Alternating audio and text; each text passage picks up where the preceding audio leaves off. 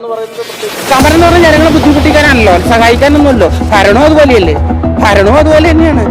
ഓരോ സമരക്കാരും കണ്ടെത്തുന്ന വിഷയങ്ങളും എന്ത് അവകാശമാണെന്നിട്ട് നമുക്ക് സാധിച്ചു തരുന്നത്. ഈ പണിമുടക്കിന് ശേഷം ഇവർ ഈ പറയുന്ന എന്തെങ്കിലും ഒരു കാര്യം നമുക്ക് സാധിച്ചു തരാറുള്ളൂ.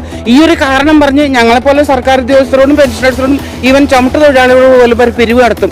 ഹർത്താലാണ്, ചെലവുണ്ട്, മനസ്സിലായോ? ഇങ്ങനെ അവരുടെ ഓരോരുത്തരും പാർട്ടി ഫണ്ടിലേക്ക് പണം പിരിക്കാനല്ലാതെ ഈ ഖജനാവ് കൊണ്ടൊന്നും ഈ സമരം കൊണ്ടൊന്നും ഞങ്ങൾക്കൊരു പ്രയോജനം ഉണ്ടാവില്ല കേട്ടോ. ഇങ്ങനത്തെ കുടുക്കുകൾ ഉണ്ടെങ്കിൽ ഞങ്ങളത് അതിജീവിക്കാൻ ദൈവത്തിന്റെ കരുണ ഉണ്ടാവും എന്നുള്ള രീതിയിലാണ് ഞങ്ങൾ ഇറങ്ങിയിരിക്കുന്നത് കേട്ടോ. സമരം എന്ന് പറഞ്ഞാൽ ജനങ്ങളെ ബുദ്ധിമുട്ടിക്കാനാണല്ലോ, സഹായിക്കാനൊന്നുമല്ലോ. ഭരണവും അതുപോലെ തന്നെയാണ്.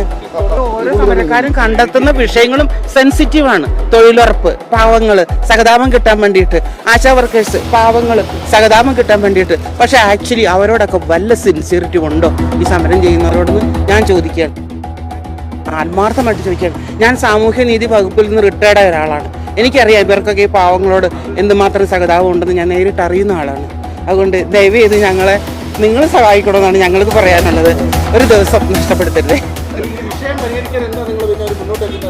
വിഷയം പരിഹരിക്കാനായിട്ട് ഈ വാഗ്ദാനം ചെയ്ത് കയറുന്നവരൊക്കെ വാഗ്ദാനങ്ങൾ പകുതിയെങ്കിലും പാലിക്കാൻ ശ്രമിക്കുക. അത്രയേ ഉള്ളൂ എനിക്ക് പറയാനായിട്ട്. ഞാനൊരു പാവം പൗരനാണ്.